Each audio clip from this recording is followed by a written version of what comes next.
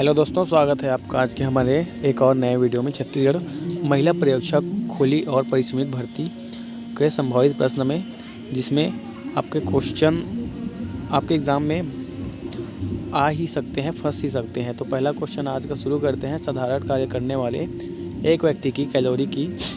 तो साधारण कार्य करने वाले एक व्यक्ति को कैलोरी की आवश्यकता होती है। कितने कैलोरी की आवश्यकता होती है? तो ए इसका राइट आंसर होगा 2500 से 3000 कैलोरी की आवश्यकता होती है।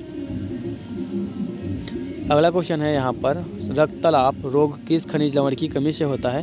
तो रक्ताल्पता रोग लौह तत्व की कमी से होता है। 20 का राइट आंसर होगा लौह तत्व की कमी से रक्ताल्पता रोग होता है। आगे बढ़ते हैं यहाँ पर से अगला क्वेश्चन की ओर। उन देशों में जहाँ के लोगों का मुख्य खाद्यान्न पॉलिश किया हुआ चावल है, लोग पीड़ित होते हैं। तो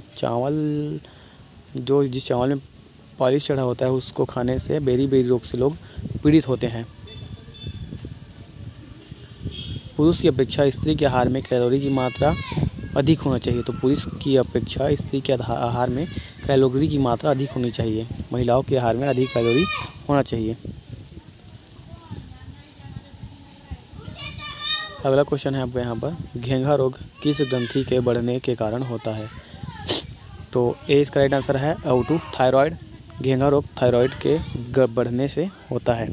घेंघा रोग थायराइड की बढ़ने से होता है, जिसे O2 कहते हैं। O2 शरीर में रक्ताल्पता की बीमारी का नाम है। तो शरीर में रक्ताल्पता की बीमारी का नाम है एनीमिया। सी इसका राइट आंसर होगा शरीर में रक्ताल्पता की बीमारी का नाम है एनीमिया। सी इसका राइट आंसर है एनीमिया। जीवाणुओं द्वारा उत्पन्न, तो इसमें से जीवाणुओं द्वारा उत्पन्न है टिटेनस, टाइफाइड, तपेदिक। 20 का राइट आंसर होगा जीवाणु द्वारा उत्पन्न है टिटेनस, टाइफाइड और तपेदिक। 20 का राइट आंसर होगा। अगला क्वेश्चन है यहाँ पर, ट्रिपल एंटीजन होता है। तो ट्रिपल एंटीजन टेटनेस, कुकर खांसी एवं डिप्थीरिया के विरुद्ध टीका। ट्रिपल एंटीजन टेटनेस, कुकर खांसी एवं डिप्थीरिया के विरुद्ध होता है। हिमालय की तराई के निवासी आयोडीन का प्रयोग करते हैं। तो गलगंडा या घेंघा रोग से बचने के लिए हिमालय की तराई के निवासी आयोडीन का प्रयोग करते हैं। 20 का राइट आंसर होगा। किस रोग में रक्त का थक्का नहीं बनता है? तो हीमोफीलिया रोग में रक्त का थक्का नहीं बनता है। हीमोफीलिया रोग में रक्त का थक्का नहीं बनता है। 20 का राइट आंसर। डीटीपी टीकाकरण में किस रोग को शामिल नहीं किया गया है? तो डीटीपी टीकाकरण में 6 रोगों को शामिल नहीं किया गया है। 20 का राइट आंसर होगा डीटीपी टीकाकरण में 6 रोगों को शामिल नहीं किया गया है। अधिक पौष्टिक भोजन की आवश्यकता किन परिस्थितियों में होती है? तो गर्भवती स्त्रियों को, कठोर श्रम करने वाले को, वृद्धि कर रहे बच्चों को, उपयुक्त सभी को इसका राइट आंसर होगा अधिक पौष्टिक भोजन की आवश्यकता उपयुक्त सभी को होता है। मानव शरीर में विटामिन ए संचित रहता है। तो मानव शरीर में विटामिन ए यकृत में संचित रहता है। ए इसका राइट आंसर होगा यकृत में। मानव शरीर में विटामिन यकृत में संचित रहता है। पपीते में मुख्यतः कौन सा विटामिन पाया जाता है? तो पपीते में मुख्यतः विटामिन ए पाया जाता है। पपीते में मुख्यतः विटामिन ए पाया जाता है।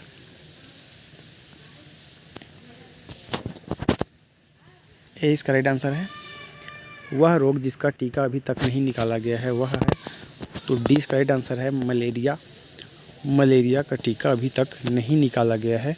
20 का राइट आंसर होगा मलेरिया का टीका अभी तक नहीं निकाला गया है। हीमोग्लोबिन में प्रमुख तत्व होता है। तो हीमोग्लोबिन में प्रमुख तत्व आयरन होता है। 20 का राइट आंसर होगा हीमोग्लोबिन में प्रमुख तत्व आयरन होता है।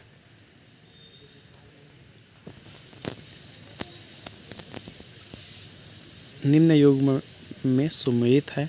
तो ए इसका सुमेलित है। इसका राइट आंसर ए होगा घेंघा रोग आयोडीन की कमी से होता है। ये आपका सही है।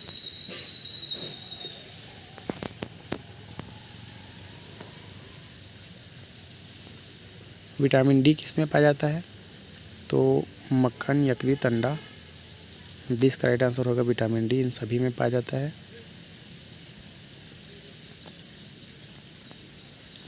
डी इसका राइट आंसर होगा। कौन सा विटामिन दूध में नहीं पाया जाता है? तो सी इसका राइट आंसर है विटामिन सी। विटामिन सी दूध में नहीं पाया जाता है।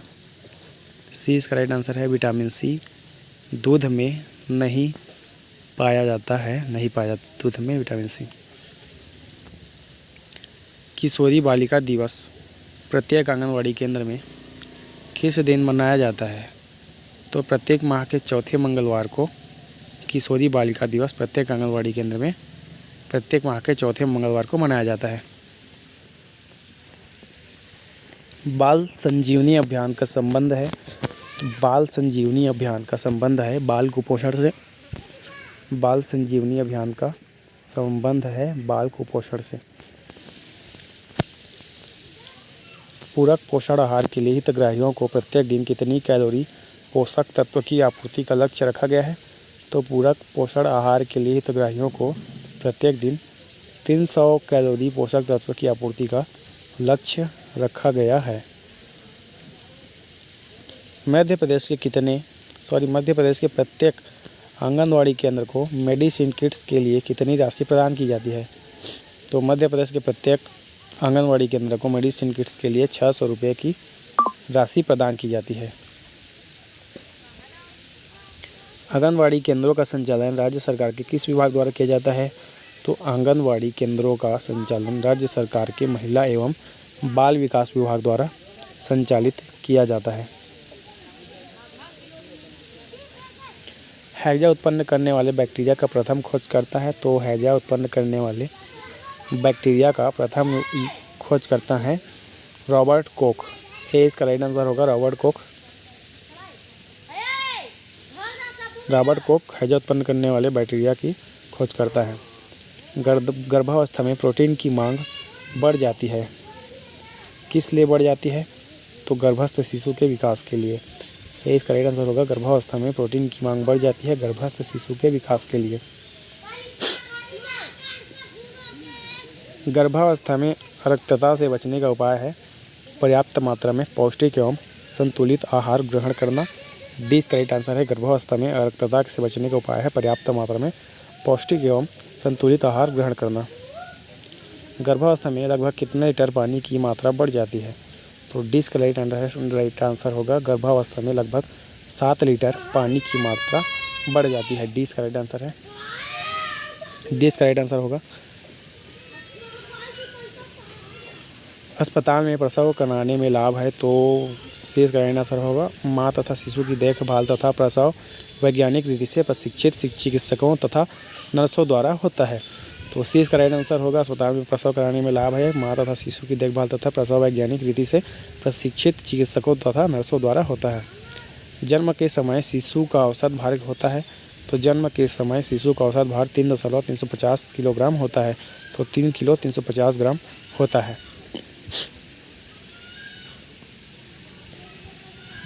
20 का राइट आंसर होगा। प्रसव के बाद शिशु की नाल को कब काटना चाहिए?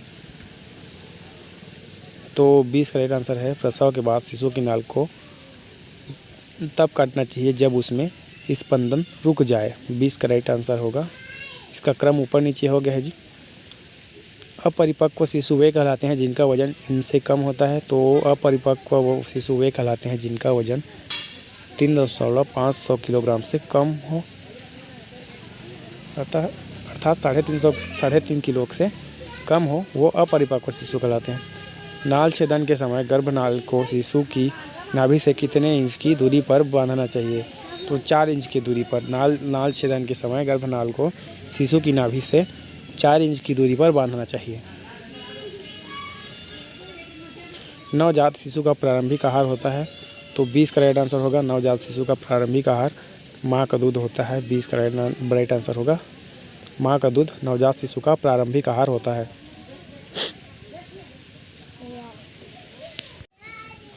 नवजात शिशु दिन भर में सोता है, तो डी का राइट आंसर होगा 18 से 20 घंटे।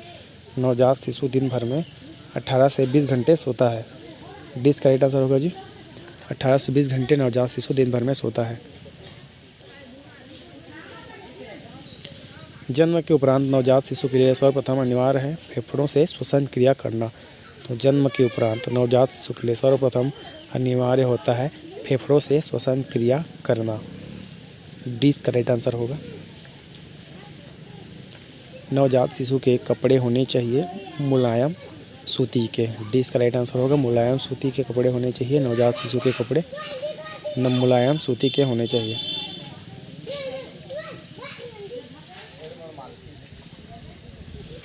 शिशु के दांतों को स्वस्थ रखने के लिए किस पोषक तत्व की आवश्यकता होती है? तो शिशु के दांतों को स्वस्थ रखने के लिए कैल्शियम तत्व की आवश्यकता होती है। कैल्शियम पोषक तत्व की आवश्यकता होती है शिशु के दांतों को स्वस्थ रखने के लिए। शिशु को पूरक आहार देना चाहिए 6 माह की आयु से। डी का राइट आंसर होगा। शिशु को पूरक आहार देना चाहिए 6 माह की आयु से। शिशु को पूरक आहार देना चाहिए।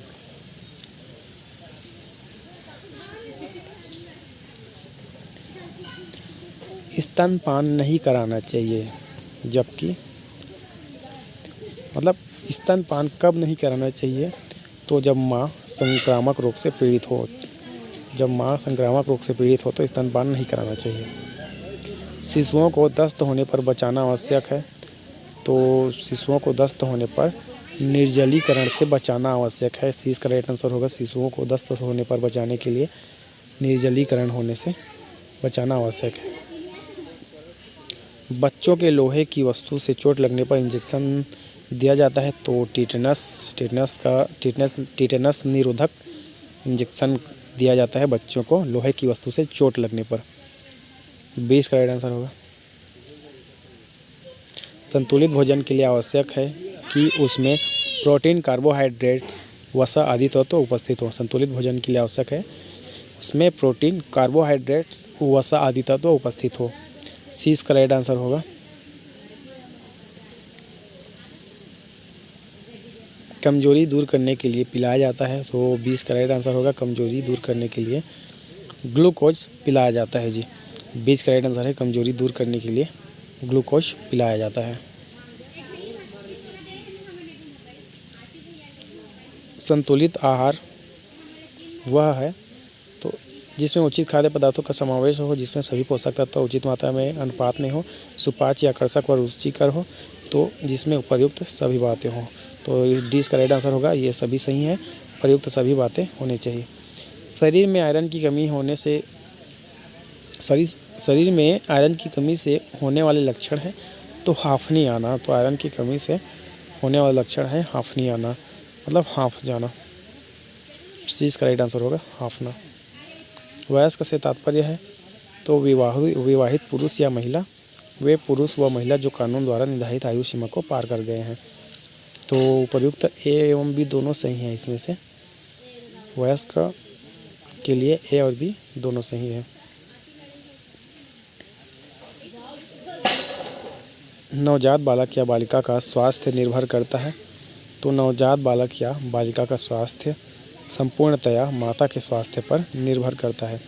तो ए इसका राइट आंसर होगा। नवजात बालक या बालिका का स्वास्थ्य संपूर्णतया माता के स्वास्थ्य पर निर्भर करता है। शैशवावस्था में बालक सीखता है। तो शैशवावस्था में बालक अनुकरण से सीखता है। 20 का राइट आंसर होगा। 20 का राइट आंसर है दोस्तों, अनुकरण से। शैशवावस्था में बालक अनुकरण से सीखता है। शैशवावस्था में बालक अनुकरण से सीखता है।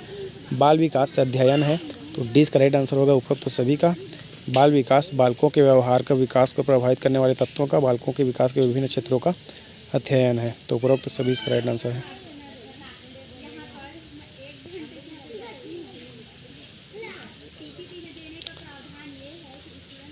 प्रसव पूर्व देखभाल में शामिल नहीं है। तो प्रसव पूर्व देखभाल में शामिल नहीं है यह सुनिश्चित करना कि भावी शिशु बालक है अथवा बालिका।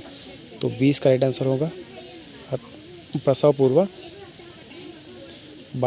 बच्चे की लिंग परीक्षण करना वर्जित होता है। गर्भकाल के आरंभ से परिपक्व अवस्था तक की समयावधि के दौरान एक गर्भवती महिला के वजन में आवश्यक वृद्धि तो 10 से 12 किलोग्राम की आवश्यक वृद्धि होती है गर्भकाल के दौरान, गर्भकाल से परिपक्व के दौरान। निम्न में से गर्भावस्था काल के सामान्य लक्षण नहीं है। तो चक्कर आना गर्भावस्था काल के सामान्य लक्षण नहीं है। निम्न में से गर्भावस्था काल के सामान्य लक्षण नहीं है चक्कर आना।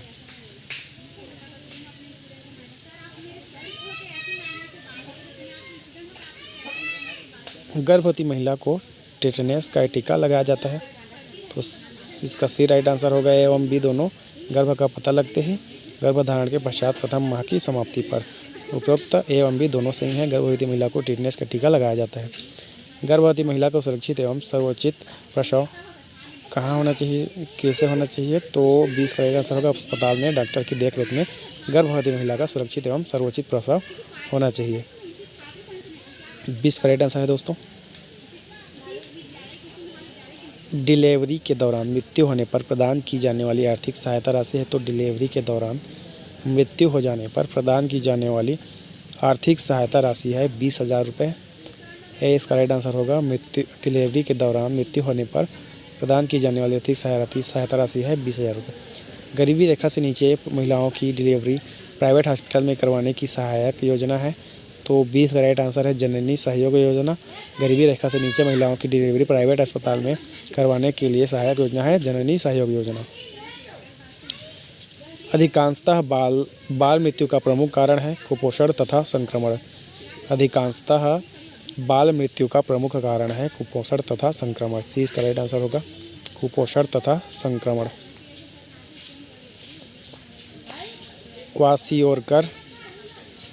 क्वासियोरकर क्या है? तो 1.5 वर्ष की आयु के बालकों में बहुत सामान्य होता है क्वासियोरकर। तब प्रकट होता है जब बालक को डायरिया जैसे संक्रमण हो जाते हैं।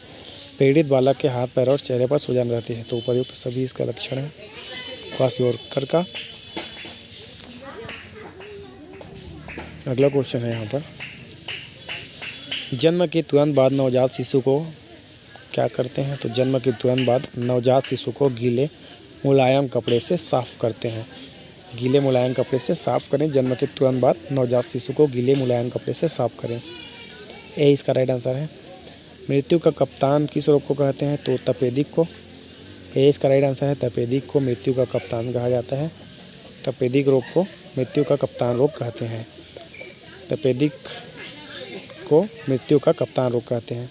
तपेदिक में बुखार आता है बहुत तेज़ी से। जुकाम, छींकें, खांसी तथा ज्वर ये लक्षण हैं। तो जुकाम, छींकें, खांसी तथा ज्वर ये इन्फ्लुएंजा के लक्षण हैं। जुकाम, छींकें, खांसी तथा ज्वर ये इन्फ्लुएंजा के लक्षण हैं। 20 का राइट आंसर होगा। किस रोग के जीवाणु कान के नीचे व आगे स्थित गिल्टियों को प्रभावित करते हैं? तो कर्णफेर। सी इसका राइट आंसर है। कर्णफेर रोग के जीवाणु कान के नीचे व आगे स्थित गिल्टियों को प्रभावित करते हैं। बच्चों का लिंग निर्धारण किसके गुणसूत्र से होता है? तो 20 का राइट आंसर है। बच्चों का लिंग निर्धारण पिता के गुणसूत्र से होता है। आप सबको पता होगा कि बच्चों का लिंग निर्धारण पिता के गुणसूत्र से होता है। 20 का राइट आंसर है। स्त्रियों की नसबंदी को कहते हैं तो ट्यूबेक्टोमी। 20 का राइट आंसर होगा। स्त्रियों की नसबंदी को ट्यूबेक्टोमी कहते हैं। 20 का राइट आंसर होगा जी। स्त्रियों की नसबंदी को ट्यूबेक्टोमी कहते हैं, याद रखिए। छत्तीसगढ़ राज्य में चावल उत्सव का प्रारंभ किस वर्ष किया गया? तो वर्ष 2008 में छत्तीसगढ़ राज्य में चावल उत्सव का प्रारंभ किया गया 2008 में। सी इसका राइट आंसर है। 2008 में छत्तीसगढ़ राज्य में चावल उत्सव का प्रारंभ किया गया। आज के लिए इतना ही दोस्तों। चैनल को लाइक कीजिए, सब्सक्राइब कीजिए और शेयर कीजिए ताकि और नए वीडियो के लिए आपको जानकारी नोटिफिकेशन मिलते रहे। धन्यवाद।